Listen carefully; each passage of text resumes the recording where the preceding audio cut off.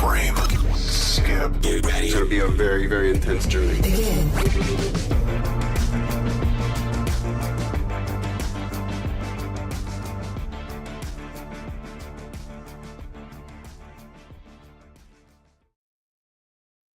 What's going on, everybody? And welcome to episode 156 of Frame Skip. I am Andie Eller, and I am joined by the man who does not curse, the coach Kyle Newman. What's going on? What's going on, sir? As well as George from Shortbox Summary. Hi. How are you guys this evening? Coach, how are you? Doing good, man. Doing good.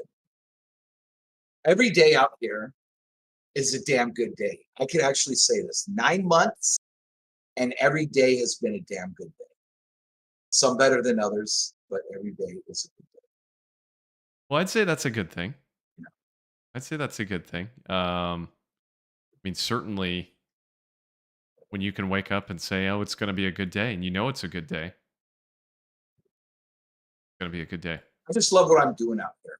So, when you finally get that, I mean, I love teaching, don't get me wrong, and I can't wait to get back to the swing of things, but finally getting to a point in my military career where I'm doing something with a lot of responsibility. Yeah. It feels good. Like, it feels damn good. Well, I'm happy for you, man. That's awesome. Yep. George, how are you? What's going on? I'm good, man. It's finally starting to feel like winter up here in Maine. We got some snow today, but it's supposed to rain tomorrow, which is a bummer. And then it's supposed to be 50 to 70 mile per hour winds. So, Oh, great. Maine winters used to be really cold, but they were pretty chill. Now they're not that cold, and they fucking suck. So it sucks. I hate it here sometimes. Like, why do I have to deal with hurricane wind storm warnings in January? That doesn't make much sense to me. In December, it doesn't make much sense to me. There was one, I think, in November. That doesn't make much sense to me at all. Like, I don't get it. So remind all of our listeners, George, because the other thing that I am familiar with because of you that I had never really thought of before is the fact that it's pitch black way early for you. 2:30 in the afternoon. Not that early, but sometimes it feels like it. Like, the sun definitely has like that beautiful twilight glow at 3:20, just because like sun sets by like 3:55, 4 o'clock. That's crazy. Yeah, it sucks.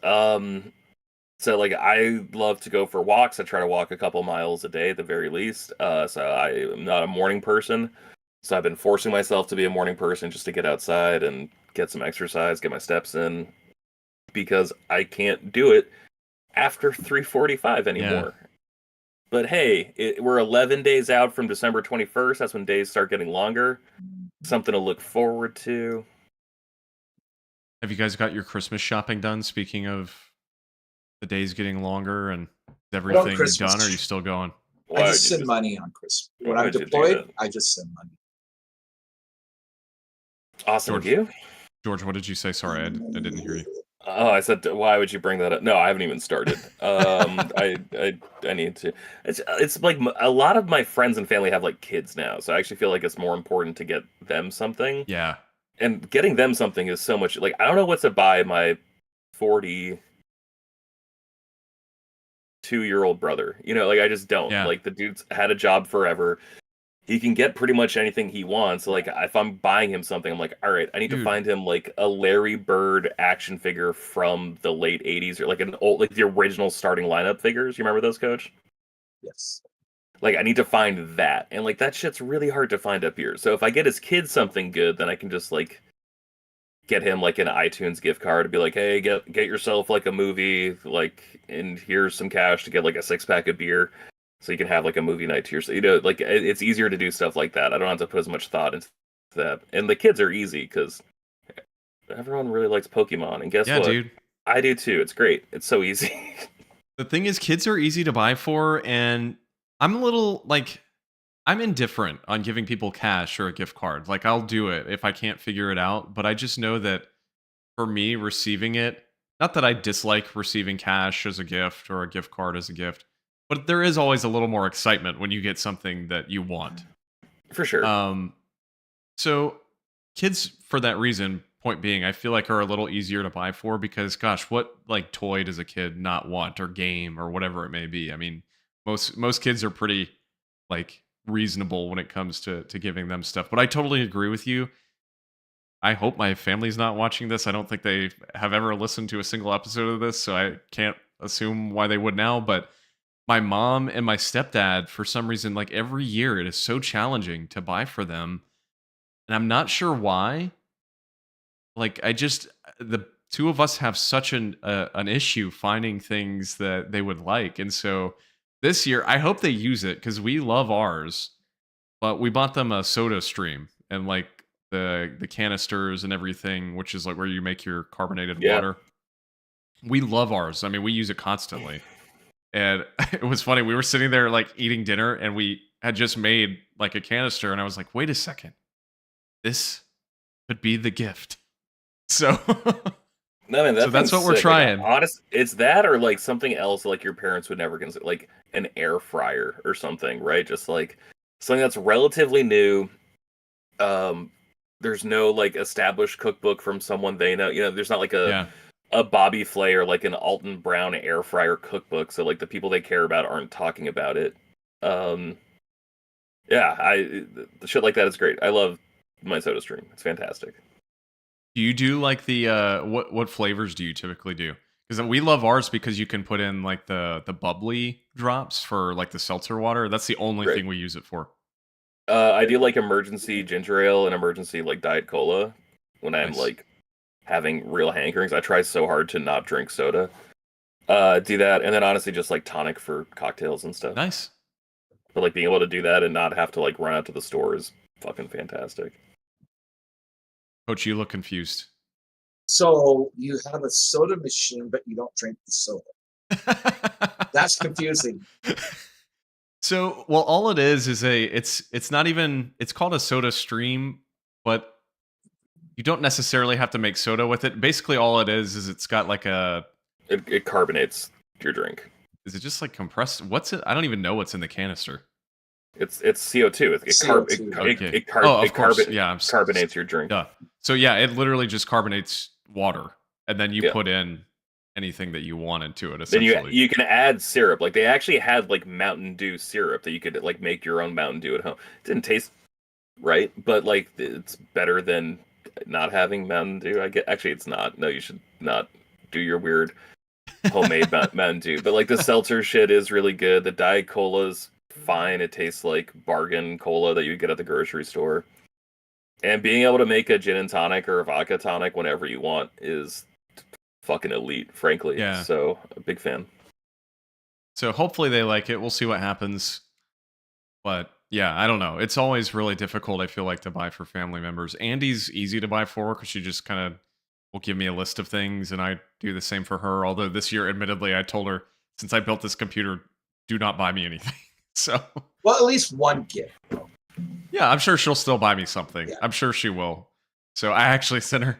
I think it was Fangamer. Have you used that site before, George? It's like a merch website for video game No. stuff. They have all sorts of different games on there.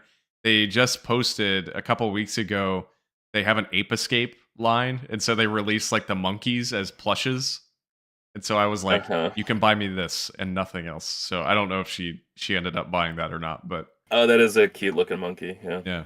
So that's a great website, by the way, if you've never checked it out. There's like so many different brands, and it's all officially licensed merch. So, but anyway, I guess I never even really answered the question. We're like half done Christmas shopping, so we're getting there. But hey, along with the Christmas season comes plenty of time to sit back, relax, and stay inside because it's cold. Although probably not too cold where you are, Coach. I wish it was. Today was So- hot, bro.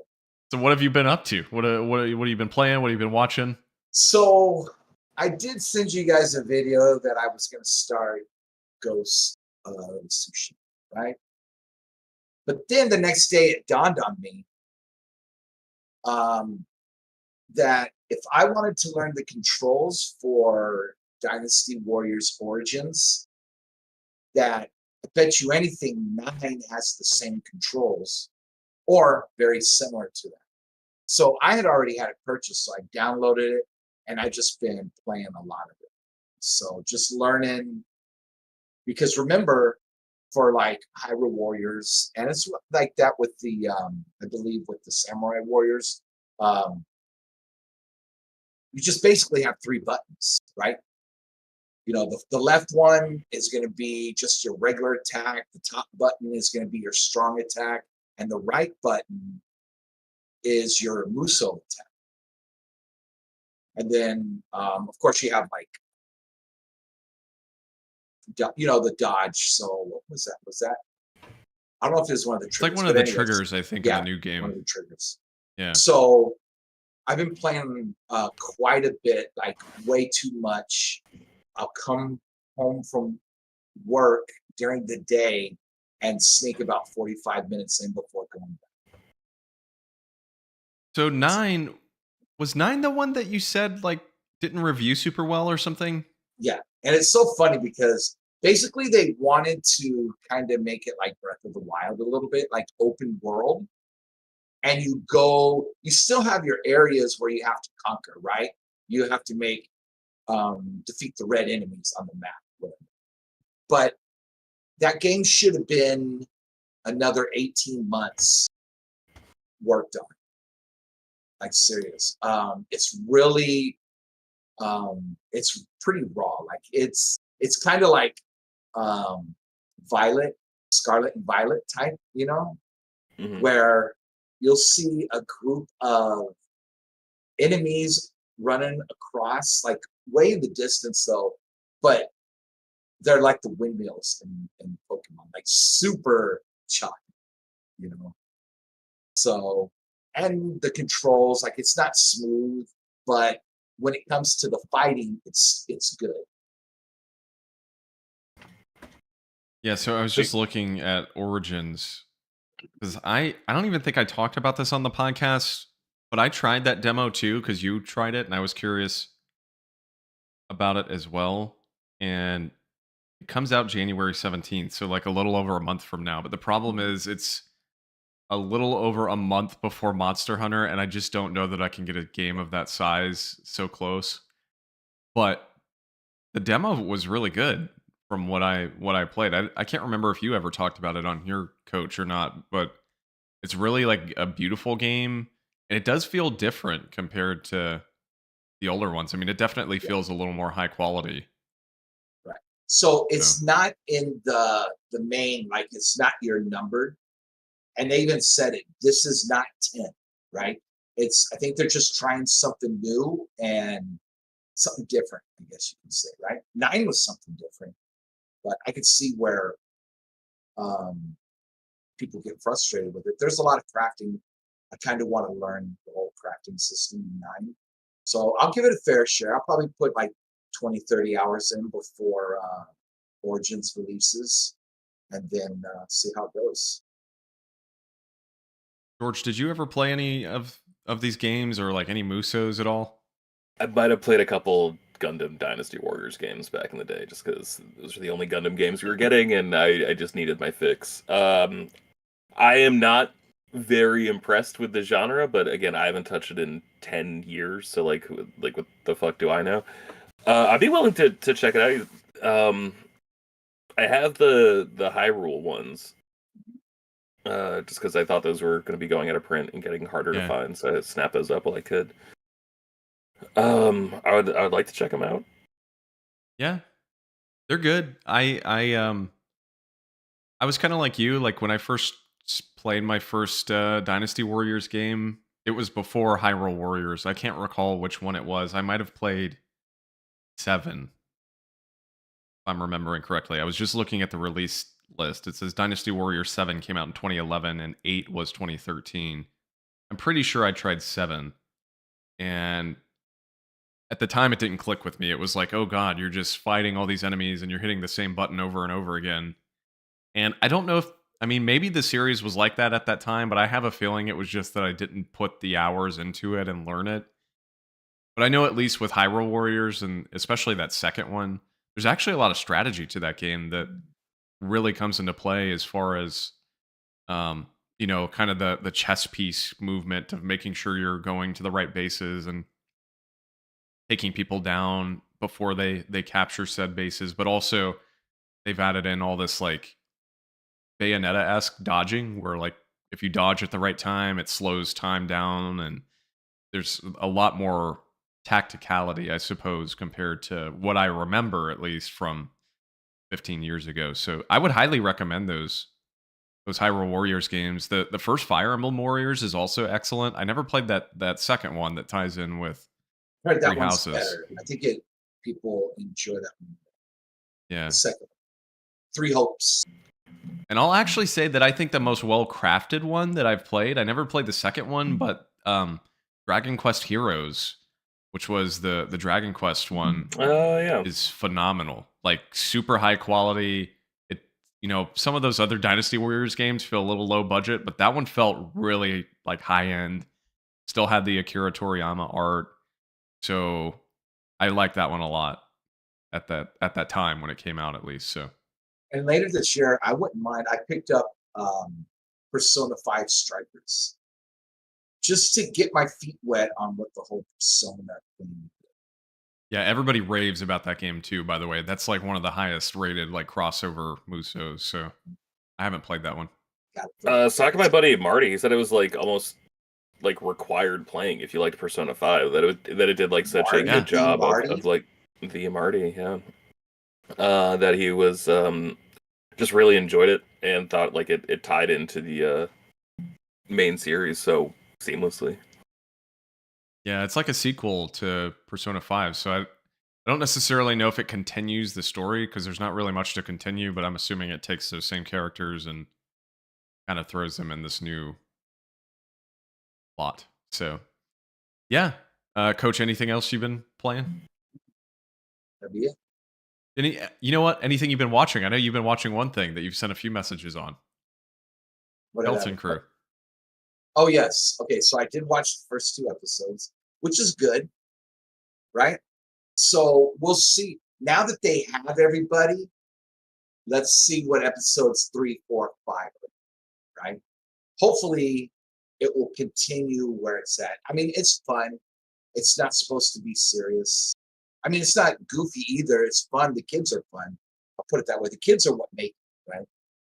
So, and their relationships with each other. So that's pretty good.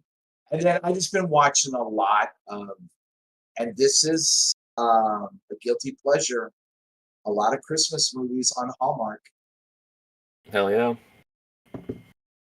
Nothing wrong with that. Get you in the holiday season mood. Yes. The Netflix ones really make the Hallmark ones look professional. Like something about the Netflix ones seems so cheap. Yeah. I don't know if That's interesting. Compared to the Hallmark ones, where I'm like, no, man, like they have this shit down to a science over there. Like you're still figuring it out, you're still getting your feet wet. Like you got some room to grow over here, Netflix. All due respect to your Christmas Prince 1, 2, and 3. And so what's funny is probably about 3 years ago, 4 years ago, people were complaining. It's like, it's all white people in these. It's like, when are you going to like diversify? So they're starting to diversify. So it's good. That's great. Well, I think that is good. I mean, Yeah. I don't want to get on the whole diversity topic necessarily, but because it could certainly become political fast. But I do think it's good because clearly those movies are like marketed at like, you know, middle-aged white women. I mean, that's clearly like the audience they're aiming for. So I think it's good to attract new audiences, and that's certainly a way to do it. So I don't think making movies with black people in it is political, but okay.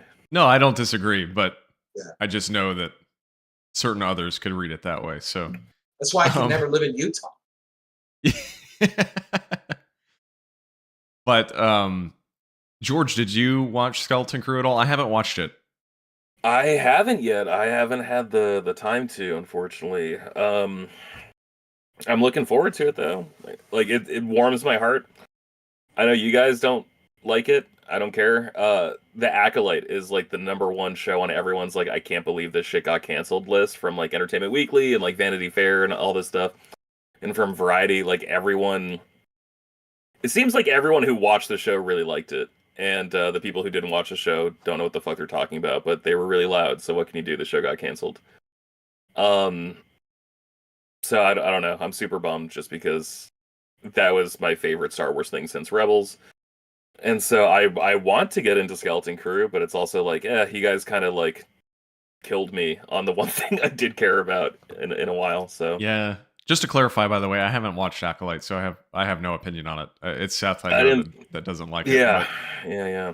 I do want to watch it at some point personally. But I've mentioned this before in our group chat, but I'm just so far behind on Star Wars. I kind of got Star Wars out, although Jedi Survivor really kind of reinvigorated me. Although I say that, and I never like proceeded forward with anything Star Wars after beating it. So I need to. I do want to watch Skeleton Crew. I do want to watch Acolyte at some point.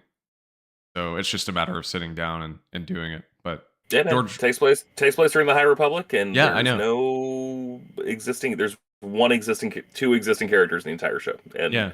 it's literally just like, oh fuck that guy. That's all it is, No, I really do want to watch it. Actually, I think it's of everything that's come out. I think it's one of the more interesting things. And by the way, I've never seen Andor either, so that's like something I've got to I change. can't my God. wait for season 2, bro. That might Yeah. be like peak Star Wars. It's Yes, so good. I agree, man. Like that's gonna have its own trilogy with season 1, season 2, and then of course, Rogue One. yep, Yeah, man. That yeah. That's probably first on my watch list. Whenever we do decide to jump into a new show next, we're like deep into Hunter x Hunter, which I'll talk about in a little bit. But I Disney's really been pissing me off because they're releasing seasons from Disney Plus shows on Blu-ray, but it's like $50 for a steelbook dude. for like 6 to 8 Holy episodes, shit, man. which is unbelievable. Yeah. Like that is robbery. That said, I haven't bought any yet.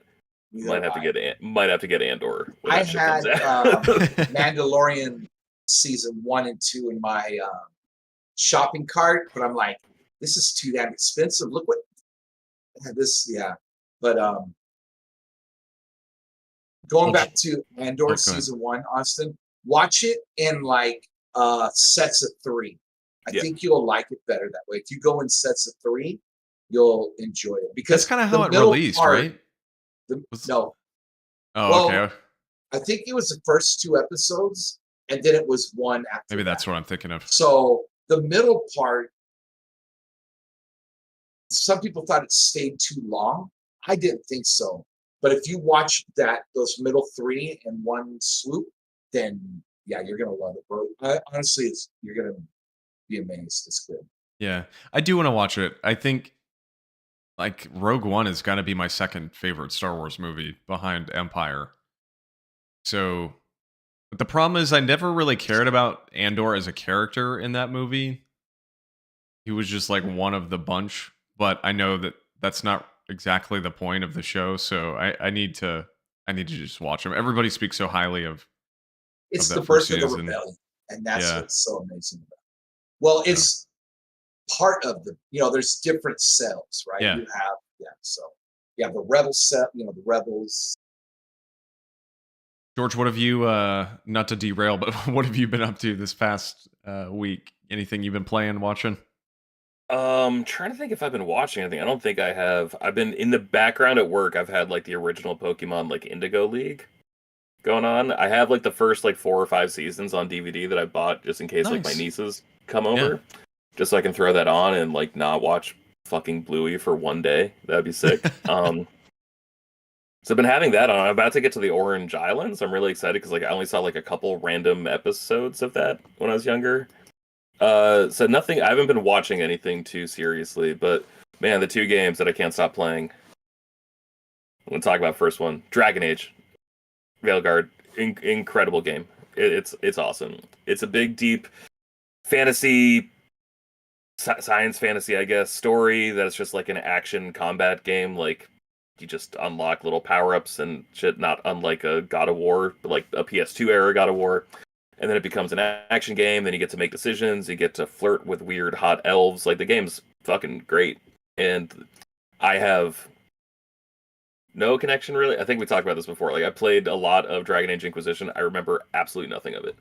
I played a little bit of Origins. I think remember absolutely nothing of it. Like you don't need to know anything about Dragon Age to get into this game. everything is just so well produced and like highly produced. Like hair animations when you're running downstairs look fantastic. The art direction's gorgeous. I am obsessed with this game. Like as it stands right now, this is probably my game of the year. Wow. And I say that even though I have spent quite a few hours, not that much time, quite a few hours into Indiana Jones and the Great Circle, which is my least favorite type of game, but I am obsessed with this game. Well, dude, let's talk about it now because that's really the main thing I've been playing too. I've played a couple other things here and there, which we can talk about if we have time. But yeah, the two of us, of course, have both been playing Indiana Jones. And when did you get the $100 version, or did you just start playing it today? I started playing it today. I think I was technically able to play it Sunday, but I was so busy. I just got it through Game Pass. I see. I read all of. That's what I did this weekend. How did I forget? I read all of Blood Hunt, like the Marvel crossover event, like every tie-in issue, every miniseries, every random occurrence. It was awesome. I thought it was going to take a long time.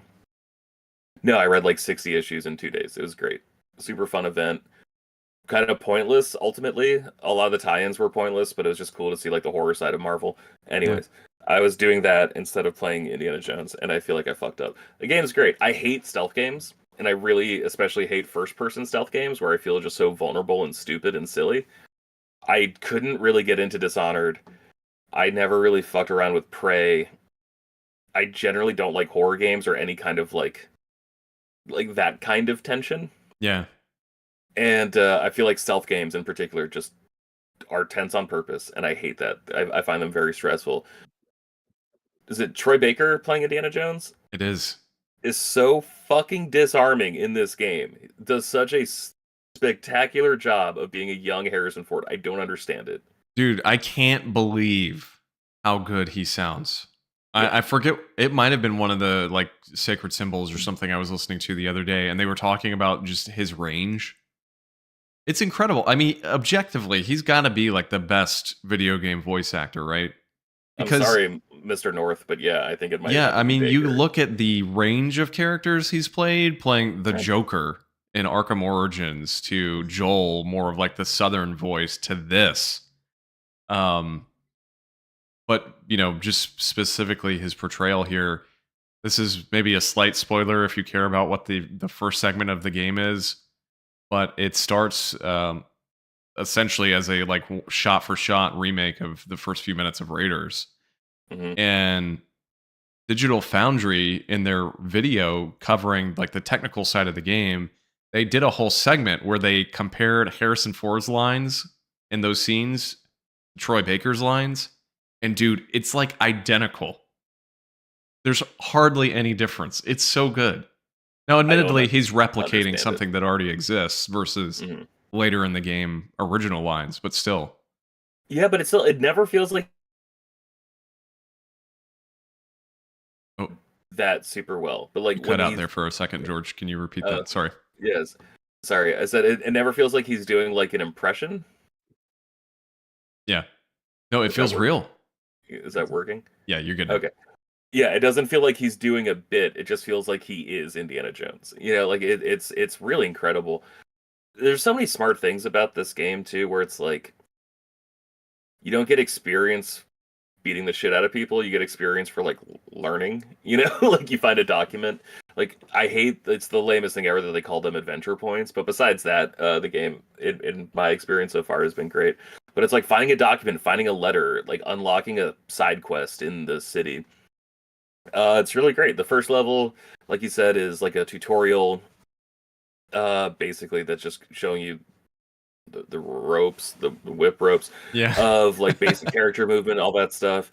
And then the second level just immediately puts you into a situation where like you have to be as smart as Indiana Jones, and then you have to be as crafty as Indiana Jones. And like it is like for all intents and purposes an Indiana Jones simulator. Like it's great.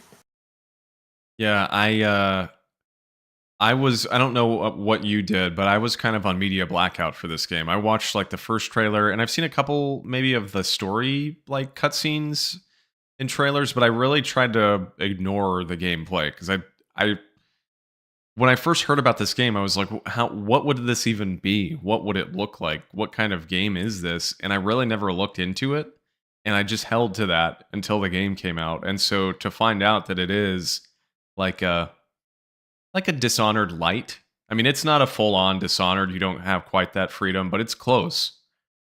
Um was very surprising to me, and likewise just as surprising to me that it works as well as it does. Um the whole point of this the game, unlike the sorry. Dishonored ones, you're good. Unlike Dishonored and Prey, and well, I shouldn't even say Prey because I think that's a little more in this direction actually, where you're not doing quite as much gunplay. But Deathloop, I guess, would be the better example. Unlike those games, you're not constantly. I mean, you really shouldn't ever be using like your pistol ever. If you're playing the game properly the way it's telling you to do it. I mean, it's all about hand-to-hand combat and sneaking up on guys and knocking them out with the shovel and hearing the ping as you hit them in the head, which is perfect. It's great. Well, it's that, and like I walk around everywhere with like a bottle in my hand, so I can like throw it to distract someone or just throw it at a person. It's great. You hit on something really well about like how it's like Dishonored light, and like this is what a lot of time games used to be like, especially when I was in high school. You had like X-Men Legends and Marvel Ultimate Alliance, which was Diablo light, right? And then you had like the Batman Begins game, which was Splinter Cell light, or like Metal Gear Solid light. And then you had, I guess Hulk was like GTA light. Yeah, like you're kind just like of. running around in like an open world. And all these games just like served a purpose where it's like, hey, let's take something really popular and then put a familiar skin and then do some tweaks, make it fun, make it really unique to the character. And this is just like that done to the highest degree of difficulty. Because I really don't think there's any more discerning and shitty fan than someone who would care about an Indiana Jones game or like a Star Wars game, right? Like I think those fans are going to be the most harsh and critical about whatever they're playing, just because, frankly, they're fucking babies. Like they're like in perpetual emotional, they're like arrested development, right? Where it's just like, no, this isn't very Indiana Jones. And it's like, well, who the fuck are you to say what's very Indiana Jones or not? Like there was 3 good ones fucking 40 years ago. Who cares? Move on. But like this game, like it feels like it should be Indiana Jones 4. Like Yeah. this feels. When does it incredible. take place though? Like in the story, is it before like Raiders? 1937, so a year after Raiders. Yeah. And it actually picks up some of the plot points. Like, I mean, I just have seen this and it's referenced already, but like they talk about Marion and where she is and what she's doing. So yeah, it's cool. I mean, it feels like it fits in. How much have you played, George? I'm about 4.5 hours in. Like 3 hours in. Like I've just been exploring an open world area. Are you in the, I guess, city, for lack of a better word? Yeah. Okay. I won't spoil it, obviously, for those who haven't played, but the first major city you get to is really cool, and I've been spending a ton of time. There are side quests you can go do. That's what really well done. Blows my, just the idea of having a side quest in an Indiana Jones game in first person. Like the only, like I'm not even I'm torn on if I'm jarred or not when like, oh, you look up, you see a ledge, you fling your bullwhip at it, and then it breaks into third person. Like I still don't know how I feel about that. I almost wish they just kept it all in first person. But besides that, like that's like the only thing where I'm like, I don't even know if I don't like it. I just know that that's like that's something I need to think about. This game is fucking great, man. Like this game is so good. Are you playing on Xbox or PC?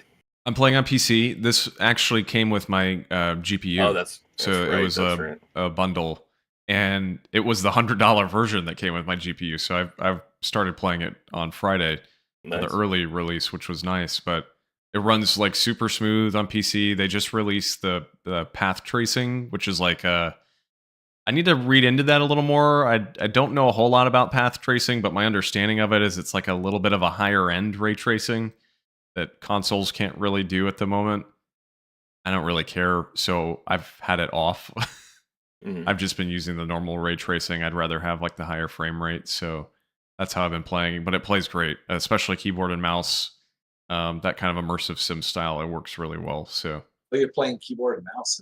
I am. So that kind of makes sense because like it is almost like a point and click adventure game, right? Like it. realized in 3D. So like I wonder how that plays. I'm noticing some issues on Xbox. I tried playing it. They have like two different visual modes. One is widescreen, which is just like a normal game. Yeah. And the other one is cinematic, which is supposed to like present it more like a movie. And the biggest difference I noticed was that when I was doing it on cinematic, I felt like I had more pop in, and I don't know if that's just because like I had less screen real estate, because like they do bring in like the widescreen bars like up top and down on the bottom to have like a real like 16:9 ratio. So I don't know if it was just because like my eyes were focused on a smaller area that's why I felt that way. I switched it back to widescreen and then I stopped noticing it. My bigger concern, man, my Xbox Series X sounds like it's gonna fucking explode when I play this game. Like it is, like I thought I had to pause the game and like look around to see like if Aaliyah was vacuuming somewhere, and she wasn't. It was just my Xbox. Like this thing is loud. I don't. That thumbs up just appeared on George's face. I don't know what that was, but I'm assuming Bullfrog in the chat says, "How do you feel about the performance of Indie?" I'm assuming he's talking about what we're talking about right now. It seems like the game runs pretty well on Series X. I was watching the Digital Foundry review, and they were saying it's like literally like a flawless 60 frames, which is impressive for how beautiful this game looks. Mm-hmm. Really well done, like the lighting and textures. Looking at his jacket, the leather jacket, and some of the cutscenes, you look at it and you're like, damn, that looks real. So that shit's really good. I secretly love that like when you pull up the map, like the game doesn't pause, like you're just like actually holding it. I wish it was a little more video gamey. Like there's different difficulties. You can like adjust it so it's normal puzzles or easy puzzles, and then you can do combat all the way from like easy to impossible, basically. Yeah. I just went with normal for both. I predominantly play video games on easy these days just to like beat them faster and move on to the next thing. But I wanted to see what it would be like to play this one on normal. I wish it was 5% more video gamey, where I'm like, all right, can I just like, what if I saw like my cursor move on the map? Because Indiana Jones is a smart guy. He would know which way he was facing on the map. I'm a dumb guy.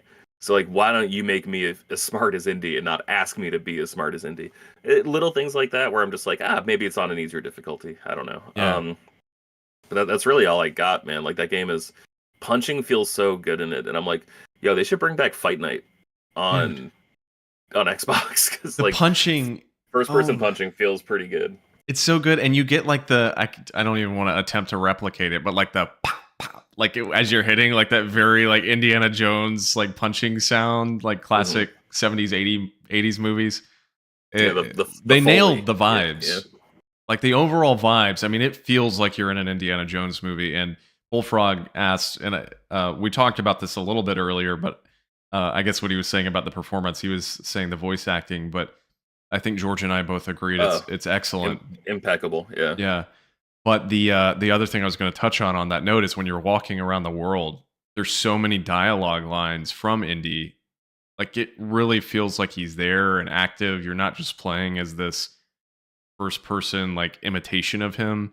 You know, you're walking through and he's like chatting with people as you're walking by, and of course you're in control, but he's got all these lines he's spewing off, and it's really well done. So that's like the closest thing where I'm just like, I don't know if this is indie. Like I beat the shit out of some Italian fascist earlier, and Indiana Jones was like, take that, chum. I'm like, I don't know if he'd say chum, but also like, I don't care. I just beat the shit out of a guy with his own nightstick. Like this was sick. Yeah. Like whatever.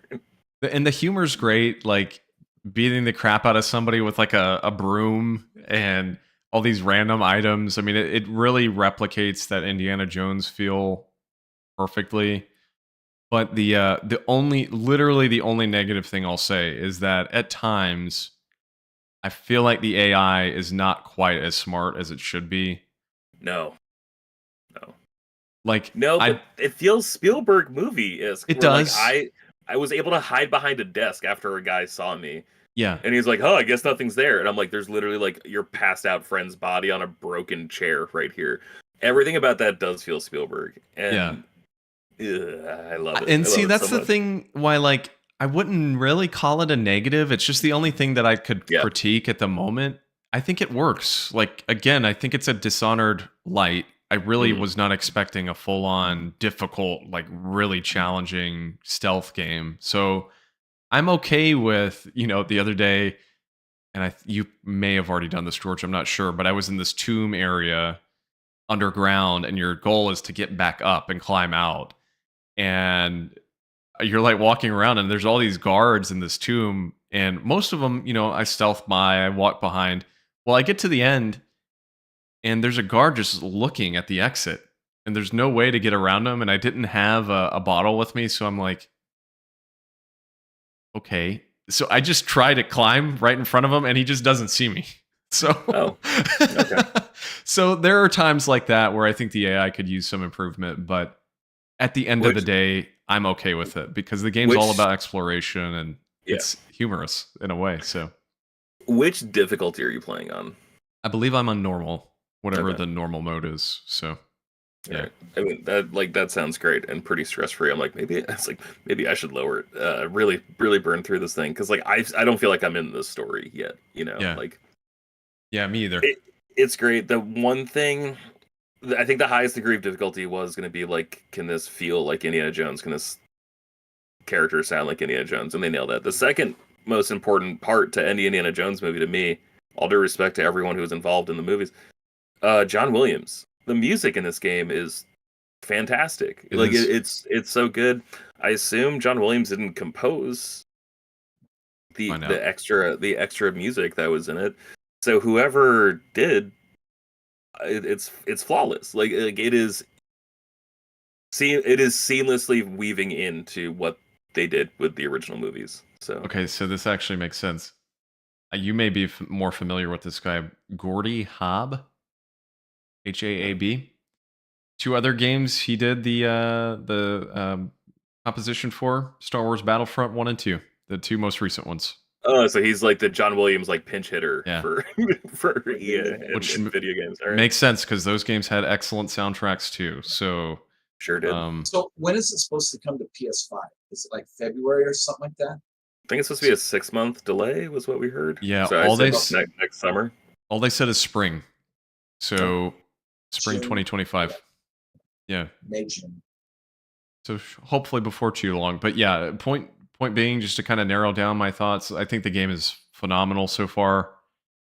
I'm certainly going to keep playing. I absolutely love it. It's everything. It was really the aside from Astrobot earlier this fall, it was really the only other major game I was looking forward to, and so far it's living up to everything I could have ever asked for. So, It's love machine games, right? it is. And they don't do Doom. That's id. They do the Wolfenstein Wolfenstein. games, right? I have only played the New Order Wolfenstein, like the first PS4 one. I never played 2. It looked so fucking hard that I was like, I don't want to do this right now. I might grab that and play it on easy just Dude. because I'm like, I need to see what else these guys do. I played the shit out of the first game, the first Wolfenstein.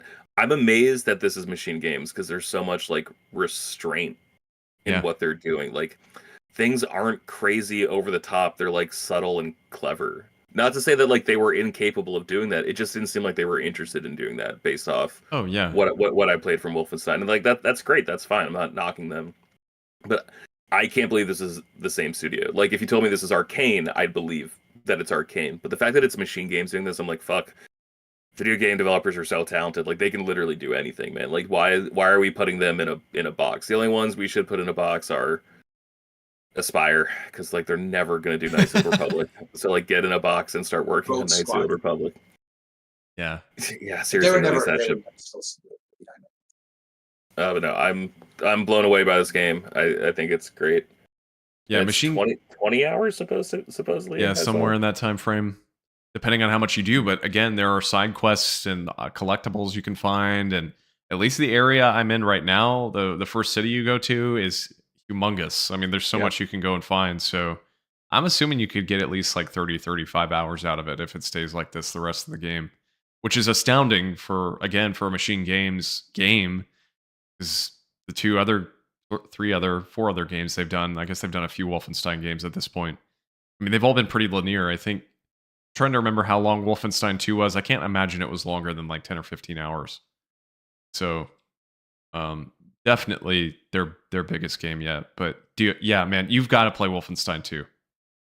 I think I said this in the chat the other day. Wolfenstein 1 was good. I really enjoyed it. But then you played 2 and it's almost the same as like that Uncharted 1 to 2 The 2 jump. jump. It by comparison, that first game feels really low budget, and then you jump to 2, and I freaking love that game, man. It is so good. It's one of the best shooters from that generation for sure. Okay. So, I'm glad you brought up Uncharted right before we end, because like yeah. there is a while there where I was just like, man, this sucks. Like, there's more good Uncharted games than there are good Indiana Jones movies. Yeah. And I've come back down on that. I actually think Kingdom of the Crystal Skull is like a pretty good movie until the last like 10 minutes. I would And agree with that. I think like the Dial of Destiny is actually a really good movie until the last like 10 minutes. You know, it's just like these guys can't stick the landing. But like, I was kind of frustrated playing the Uncharted. I loved everything about Uncharted except for the combat. And man, do they just force you into combat so goddamn much. In this game, I am really looking forward to the combat just because it is so much fun, like getting into a fist fight again with like Mussolini, black boot fascists, and it's just like, yeah, I'll throw a wine bottle at your face and then, you know, jab you twice to the left and then just like uppercut you once with the right. Like, that feels good. I want to do that all day. But the second thing is like how you don't have to get into combat. How like you can't just throw a bottle to distract people, and it's just like that doesn't like it. It never feels like, okay, you've got to do this if you want your reward. You like the exploring part? Well, you got to eat your vegetables and do the combat. And that's what it felt like to me for Uncharted.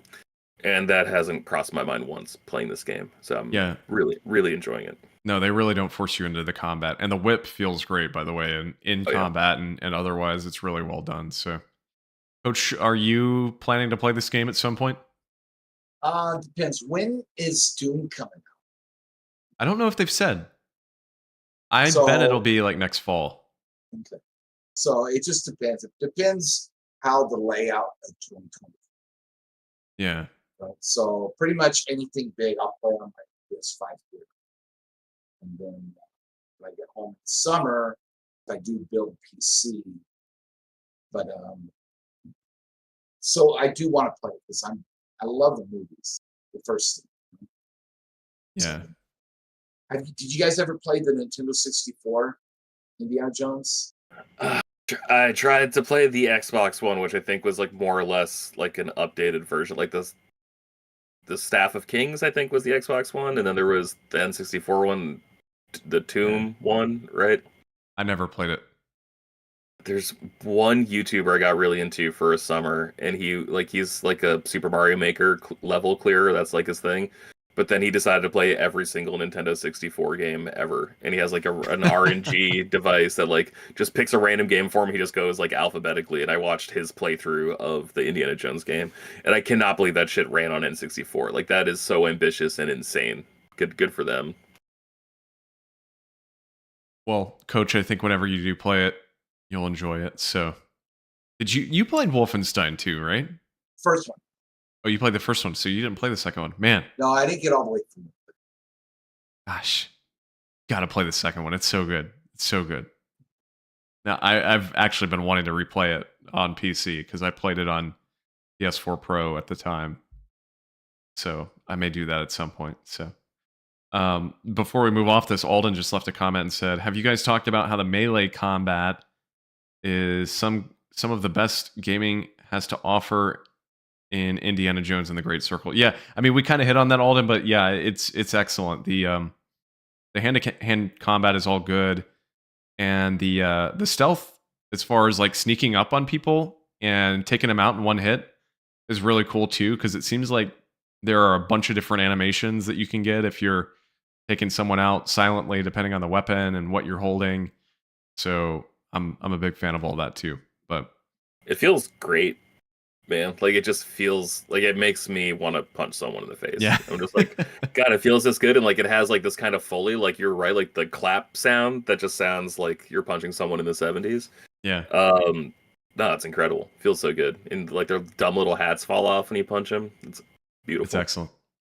So with that, I think we've kind of set our piece on Indiana Jones for now. I'm sure George and I will continue talking about it in the weeks ahead, as I will keep playing it, of course. And I know He will as well. And I actually tried to stream it the other day on our YouTube channel just to kind of test the new PC and see what it could do from a stream standpoint. So I streamed like an hour and a half on the Frameskip YouTube channel. I may do that again soon as well. So watch for that. But before we wrap up the show, we have one more big topic we wanted to talk about here, and that is the rumors going around that Valve may be making a new Steam console. Now, I'm not.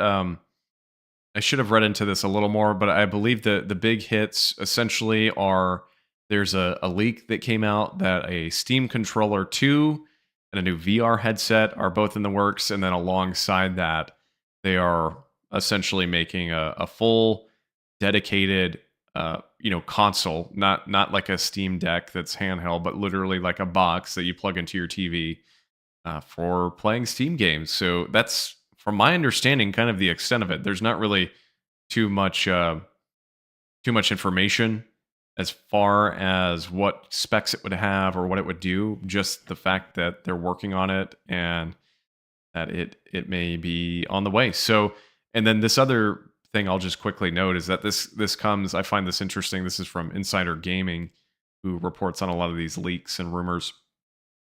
They're also noting the fact that we're approaching the 10-year anniversary of when the Steam controller was first released, along with the first release of the Steam machines, which were kind of a failed experiment. So,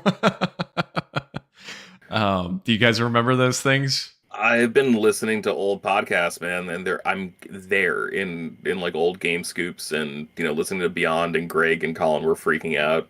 Not really, but they're like, "What could this mean for PlayStation?" And Colin's Nothing. like, "It'll make competition better." And Greg's like, "I don't know. What if I left PlayStation?" And then nothing happened. Like they had it was too complicated. They had like a low end, a medium, a high end tier, and then it was just like, why the fuck wouldn't I just build a PC? It was like all these different manufacturers too, right? Like it was so complicated. Yeah, it was just PCs. Yeah, it was what it was. So, but yeah, so I do like that note that Insider Gaming added here. But from what I remember, before even Steam or Valve made theirs, everybody did theirs, right? So there was a CES Computer Expo, right? And I forgot the name of the company, but I think it was called like Scion or something. It was a cube. And you could actually, it was modular, so you could pull parts out, RAM, stuff like that, right? But it was super expensive. And the company was from like Utah or something like that. And they went under, and there was just a lot of bad things with that company. But they were the first ones that actually put something that people could see, because back then, if you wanted to play your computer games on the big TV, you would have to take your computer and set it up with your TV, right? So it was kind of a pain in the butt, But they all failed. All of these Steam machines failed. So it's kind of confusing that his Steam Deck I guess it's kind of successful, right? I haven't looked at numbers. Yeah, for sure. But it's doing good, right? And it has you could hook it up to the TV, right? Yeah, it's got a dock pretty similar to the Switch. Right.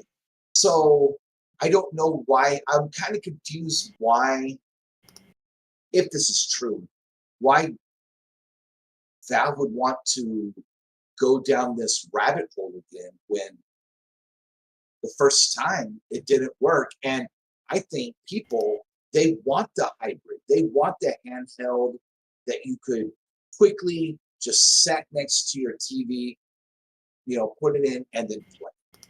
Yeah. It is interesting, and we'll certainly see what happens if any of this is even true. I mean, that's obviously the big caveat is who knows if any of this is actually real. But I could be wrong. I don't own a Steam Deck, although now that I have this PC, I'd love to get one at some point soon. Although I'm kind of waiting for the second one at this point since it's been out for a while, and already some modern games are struggling to run on the Steam Deck. But anyway, point being, I think the reason it's so successful is because of what it is. The fact that you can take your Steam games and play them literally on the go. I don't know. I think a Steam console would be more successful than the Steam machines because just by nature it is so much more simple.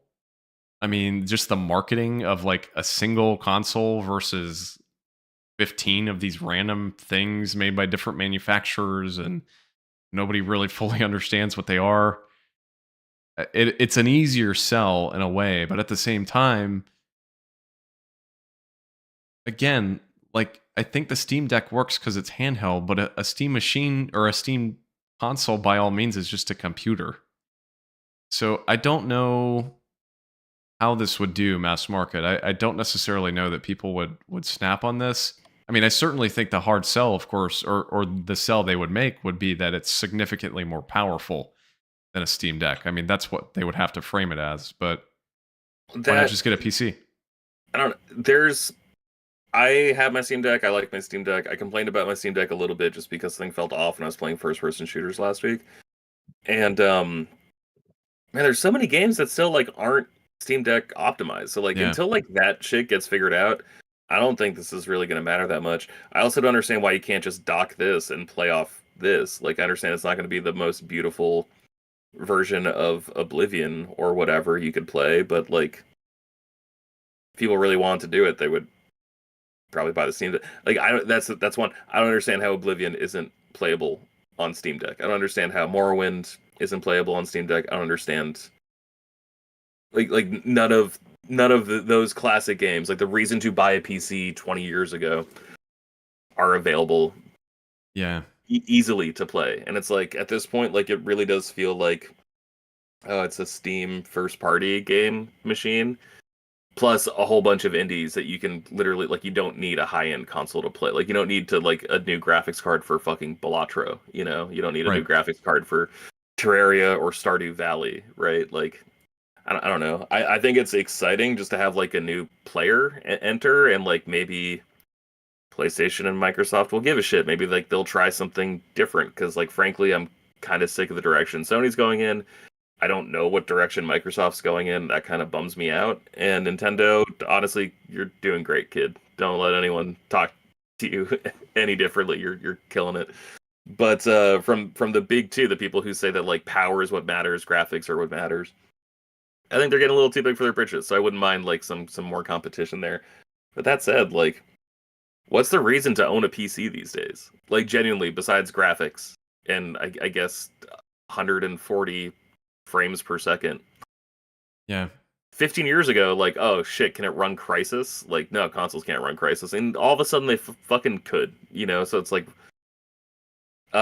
seriously, like, what's the point if there's so much ubiquity? Yeah, I mean, it is interesting. And just quickly, Bullfrog said it probably appeal to people who don't want to build a small form PC, which is true. 1000%, yeah. I mean, I don't disagree with that statement, and it would probably also appeal to people that, I mean, presumably this would be cheaper than a gaming computer. I mean, they would probably do something similar to Sony and Microsoft, where like if you bought a PC equivalent to a PS5, it wouldn't cost $450 or whatever. I mean, it would probably cost more like $1,000. So there would be some financial incentive for people, but at the same time, I think overall the market that this would sell to is still significantly smaller than the market of the Steam Deck, in my opinion. So yes. It's also it's not a PC. Like the cool thing about a gaming PC is you can play the latest games at high settings, right? And then you can do your fucking taxes, and then you can edit a video, and then you can send an email, and then you can watch porn. Like you can do everything you could possibly want on a PC. But like you would never do that shit on your PlayStation. So like if they're going after the PlayStation audience, like this thing doesn't even have a disk drive, presumably, right? Like why would it if it's all PC games?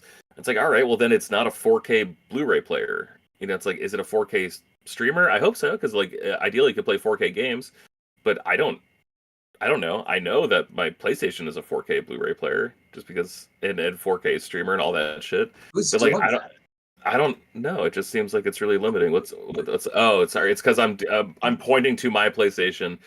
Google Meet does this a lot lately, where like you can actually like make hand gestures. Like if you make a heart, like an actual heart will appear in your video conference. There you go. See, it's really fucking annoying Mine when you're doesn't trying. work. It's really annoying when you're trying to like give a presentation. You're trying to do something seriously. And you like point over And here. you're like, to I make love a you joke. guys. Great Yeah, presentation. when you're being professional, and then like you do this, and then all of a sudden everyone knows. No, that one never happens. But like, if you do that, or if you do this, and whatever. The point is, you're right, Bullfrog, that it is like a small form compact PC, but it's not a PC, and like it's one of those things where like, oh well, I'll just hook my mouse and keyboard up to it. Man, you're never gonna edit a video on your couch while the screen is where your TV is. Like you're just not. So then you have to move it, and then all of a sudden it's not your TV game box anymore. So like I don't know, man. Like they should really just build a dock, like a better dock. Is there any way to Yeah. like we just like make that the one thing they did figure out with the Steam Deck for sure is the UI. Like I think that UI is extremely professional, is extremely console friendly. It's like they crushed that. But like, man, I wish we could just like dock it in like 32x style, just like get more power into it when it's docked, you know. I don't know. Yeah. I'm not a Either PC guy. way, I mean, we'll see what happens. Who knows again if it's even real, but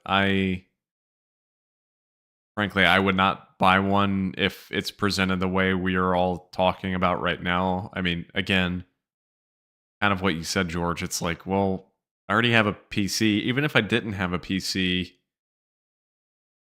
I don't know. It's a weird concept to think about. So, but I'm sure there's a market for it. It's just how big is that market for it? Is it something that could be successful? So, but hey, I mean, Valve clearly, in a way, at least this past few years, knows what they're doing. I mean, they did a really good job with the Steam Deck. Like you said, the UI is great, the design is great. So maybe they could surprise people. But and it could just be seen. Maybe their whole goal is for it to be kind of an entry point to PC gaming, which is a noble cause. I mean, maybe that's the point, is to sell it to like the general public and not necessarily the people like us. So I don't know. But I suppose we'll see. Coach, anything you want to add? No, I just it'll be interesting to watch in the summer, because I'm sure if he's going to do something with this, he'll announce it this summer, right? Yeah. So I just don't. I don't know. I don't see the market for this. Yeah. I do wonder like how this all ties in with the Steam Deck too, because you have to wonder, like, does this all come out in the same time frame? Do they split things up? I mean, I don't know how long they're expecting the Steam Deck life cycle to last, but like I said, I know some modern games are already starting to struggle a little bit. I know Monster Hunter Wilds basically does not run on the Steam Deck, and admittedly that's like a really high demand game. I'd be curious to see what Indiana Jones is like, because I know the PC specs are pretty high. I'm curious if it's playable on Steam Deck. I don't know, but with that, Are we, go ahead. really quick, do you think we're going to be more willing to accept technical limitations on a handheld? Like, Coach is shaking his head. I know you're bummed about like the performance of Echoes of Wisdom, right? Like the latest Zelda game on Yeah. Switch. And like I was pretty bummed about the way Scarlet and Violet were performing, but I was pretty forgiving in a way that like, oh man, if this were on PlayStation, this would be inconceivable. Like this would be, I can't even think of the word. Like this would be like unfathomable. That's Yeah. the word I was thinking of. Where it's just like unforgivable that like you're releasing this state. But like the fact that like Nintendo's like, well, it's a 7-year-old piece of handheld tech. Yeah, okay, I get why this incredibly ambitious Zelda game isn't running the most optimized. In theory, it should be, because it's 7 years old. Like, you should know how to squeeze more juice from that lemon.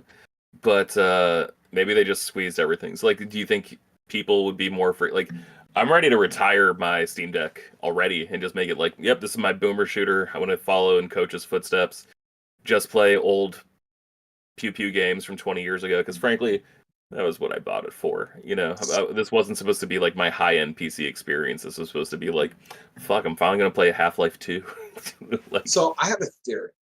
Going back to Echoes of Wisdom, I wonder if they actually developed for the Switch 2, and that's why they didn't cap the frame. So that way, I mean, we don't know if cartridges are going to be backwards compatible. We know that digital is. Right? Go ahead. Didn't someone release like a like preview images of like? Yeah. Awesome. You shared this, right? Like I shared this. Like the handheld Satisfy. thing.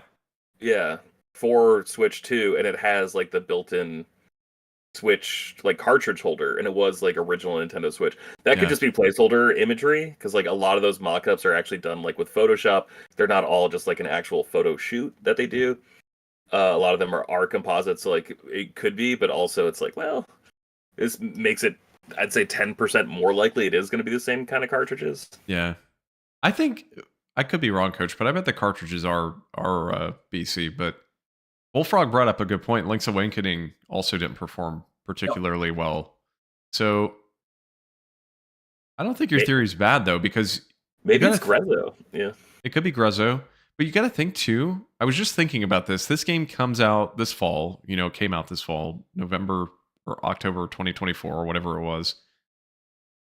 We had heard so many rumors like over the past year and a half that Nintendo kept pushing the Switch 2 further and further back. I don't know if you guys really remember that, but there were all those leaks saying it was going to come out this fall and that they pushed it and pushed it and pushed it due to it was delayed. Yeah. But it was could never legitimately announced. be like a production issue or production pipeline issue. I don't know. So maybe the intention was Switch 2 is going to come out this fall with this game alongside it. Well, that, I mean, also we thought we were gonna get Wind Waker before we thought we'd get like a new Zelda game starring Zelda, right? Yeah. Like, Yeah, I don't think especially with Thousand Year Door and all that shit coming break out your Wii U, boys and girls, if you want to play Wind Waker HD, which is fine. But just going back to my point is, I'm wondering. My theory is the reason why that when you're in the overworld, right? Before, not in the non-dungeons, whatever, but that frame is going, from 30 to 60 is rough. because they tested it on Switch 2 and it's 6 frames. I hope so. So it'll be interesting to see what games you could actually just put in and it will play better. I don't think there's going to be that many. I think they're going to have to go in and do some scripting or whatever to get it working, but I don't know. We'll see. I want to know is Xenoblade. How's that going to play? Will Monolith, fix that up so that way it's smooth? I'm not a technical person when it comes to all this shit. Is there a reason why they wouldn't lock it at 30 on Switch for a smooth running experience, and then just patch it on Switch 2 to go up to 60? Not really. Just lazy development. Probably. Most people would agree that like a solid 30 is better than a game that switches between 30 and 60 constantly. So unless the devs just straight up didn't care, it would be weird to omit that on purpose. So I have a feeling. Yeah, it is. I have a feeling they just didn't care though. They just were like, yeah, this is fine. Most people will be okay with it. But I like your Switch 2 theory though. I hope that's true. Yeah. So, and if that is true, I'll finally play it because I tried to play it on Switch and I just can't. I can't. It's so bad. It's a puzzle game. Let's put it what it is. It's a puzzle game. So if you're into puzzle games, have fun. Well, and I feel bad because like I know the game's great. Everybody talks about how good it is, but I just cannot handle a game that literally goes constantly between 30 and 60 frames per second. It is so jarring. Just keep it at 30. Like I really don't need the 60 frame mode in the few instances it is 60. Well, yeah. Not really good. So it's not good. But I'm buying Switch 2 sight unseen. Like if it's cartridge backwards compatible, because like there were so many PS4 games that I didn't get a chance to play on PS4 because they ran like shit on PS4. And I was like, all right, well, like I'll just play the ones that play good. And then I just treated I never had a PS4 Pro. Like these games that were basically built for like Jedi Fallen Order, kind of built for Pro, right? Like Control, kind of built for Pro. Outer Worlds actually ran pretty well on base PS4, so I'm gonna give that one a pass. But no, man, like I didn't buy the Pro. I bought the PS5, which was just a better PlayStation 4 for a bunch of these How games. did Survivor play on PS5 before they remastered it? I thought it was Fallen Order. Oh, Fallen Order, yes. Fallen Order. Before they remastered it, I thought deaths were really fast on PS4. I never played. I only played the remastered version, I think. Did they remaster it before or after Survivor? Oh, it was definitely before. Definitely before. It was definitely before. Okay. It was because then I think they only had played the HD patch, right? Yeah. I think I only played that then on PS5. Yeah. I was the same. I never played the original, and I never played it before they patched it either. So I don't really know. Wait, you said you never played Fallen Order? No, I'm saying like I never played it on PS4. Oh, okay. And I only played it on PS5 once it got patched, so I don't really know. It took forever to load into the game. Your PlayStation 4 sounded like it was going to explode if you kept running it. However, like the same thing, like when you died, you came back like instantly. Like once you were in the game, there was hardly any load times, but loading into the game was what took a minute. It was really impressive. First time I beat it was on the 1X. Nice. Yep. Alden said in our chat, which by the way, if you're listening on Spotify or wherever, don't forget we do stream our show. He says, I just want you to know that I have my other earbud next to my mom's poodle's ear, so you have your first cross-species show right now. There we go. Oh, big day. That's awesome. That's going to be sad he's not here. Yeah. Alden's mom's poodle is currently listening to the three of us. Poor dog. So, yeah. Oh, I hope he's still alive after this, Alden. Yeah, seriously. I hope this isn't the first line in your dog's suicide note. Sorry, your mom's dog's suicide note. Well, guys, with that, I think we'll wrap it up there. Anything else anybody wants to add on? Nope. I want to end right there. Yeah, let's end it right there. I hope Alden's mom's dog doesn't write a suicide note, and I hope we're not in it if they do. That would be great. All right. Well, thanks for listening. Love you, Coach. Love you, Austin. We'll see you next time. Adios. Adios. Thanks for listening to this episode of Frameskip. Don't forget you can find the show on social media at FrameskippPod. That's on Facebook, Twitter, and Instagram. You can also follow us each individually on Twitter. George is at Shortbox Summary, Seth is at Seth the 90s Kid, and I, Austin Eller, am at Austin J. Eller on Twitter. If you've got a question, comment, or topic you'd like to hear discussed on the next episode of Frameskip, you can do so by submitting it to us on social media. Email us at frameskippodcast@gmail.com or visit bit.ly/frameskipq. That's bit.ly/frameskipq. The show is typically live on YouTube every week, either on Tuesday or Wednesday. You can find our YouTube channel at bit.ly/frameskiplive. Don't forget to subscribe and be notified when we do go live, typically at about 8 p.m. Eastern Time. Thanks for listening. We'll catch you next time.